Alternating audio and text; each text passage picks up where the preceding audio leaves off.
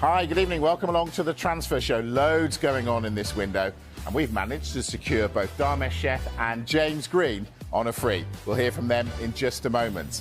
Arsenal are looking into the possibility of signing the RB Leipzig striker Benjamin Šeško this month. Kyle Walker is ready to fly to Italy to complete a loan move to Milan. Arsenal over the possibility of doing a deal for a forward in this transfer window. And there is a long-term interest in that man. That's the RB Leipzig striker, Benjamin Šeško. Discussions are ongoing on whether a deal can be done in this transfer window. I've always maintained that it's very, very difficult to do such a deal, and a big one like this in January. He actually signed a new contract at RB Leipzig just last summer that takes him through till 2029. And his agent has actually told Sky Sports News earlier on in this transfer window that he expects him to stay at Leipzig in this transfer window. Look, Leipzig don't want him to leave. Yes, on the one hand, they've effectively been eliminated from the Champions League this season because they've lost 6 games out of 6 in the group stage so far. But they're only a point off the top 4 in the Bundesliga, so they would want Šeško to try and spearhead a return to the Champions League for next season. Interestingly, though, it's understood that Leipzig have a gentleman's agreement that if the right offer was to come along in the summer, then they would allow him to leave. And also, quite significantly, we understand that there's no release clause for Benjamin Šeško, which would mean it would be very difficult to do a deal in a January transfer window. Just a reminder of what Šeško's agent, Elvis Basanovic, told Sky Sports News earlier on this month. He says, "We're aware of interest from several top clubs for a long time.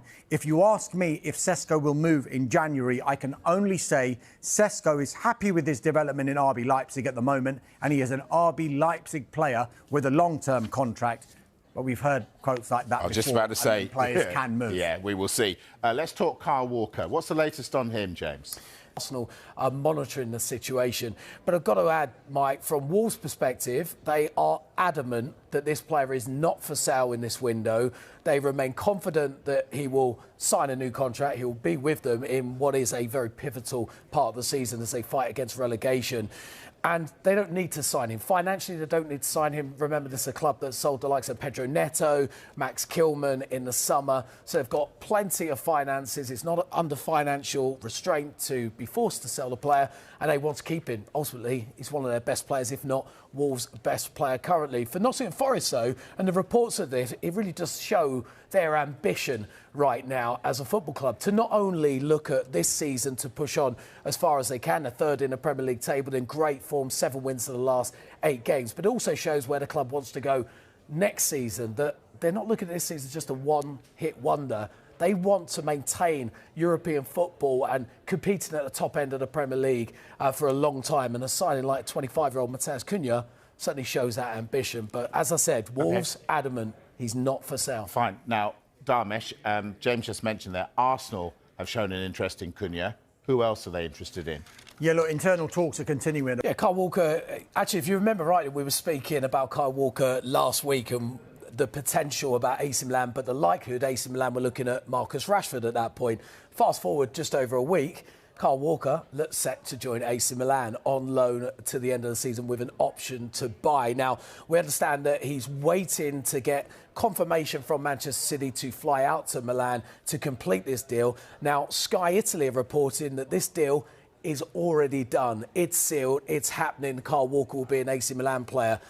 Though the UK side of things, the Manchester City side of things, are saying that that's not actually the case right now. So the agreement's not quite there yet, but we understand it's certainly at an advanced stage, and very soon Kyle Walker will become an AC Milan player. And you think about how quickly this has moved. It was only, I think it was less than 2 weeks ago that Pep Guardiola revealed and surprised a lot of us when he said Kyle Walker had spoken to the club and said he wants to play his football elsewhere. And then within a couple of weeks, he's already looking set to secure a move to Italy to play for AC Milan. And he's going to have to help AC Milan. They're struggling a little bit in Serie A this season, 8th in the league. And his experience, though, you would have thought will really, really help them propel them back. Interesting, City would let a defender go with all their defensive injury worries. I gather you've got another line from City, James. Yeah, I've got a line that's literally just reached us very, very shortly. Now, City have been, as we've seen in the transfer window, already active in signing young centre-backs. Now, this involves another one, a player called Juma Bar, who's 18-year-old from Sierra Leone, and we understand that City are looking to advance this signing, loan him out to Lens. Now, this is despite a complaint by his parent club, Real Valladolid. Now, this is where it gets a bit complicated. He was loaned to Real Valladolid from a team in Sierra Leone. Then he was signed on a permanent at the start of January, so January 1st. But the player wants to break this youth contract he has with the club and wants to join City. Now, we understand from a statement that Real Valladolid just given us that the player actually didn't show up to training. The club are accusing Manchester City as being the architects of that by getting into the player's ear about doing that. We haven't had that confirmed, I must state. But Real Valladolid are saying they are very disappointed and have a feeling of indignation about the actions of the player because this was a player they gave an opportunity of a lifetime to. But it looks like Manchester City closing in on another young centre-back.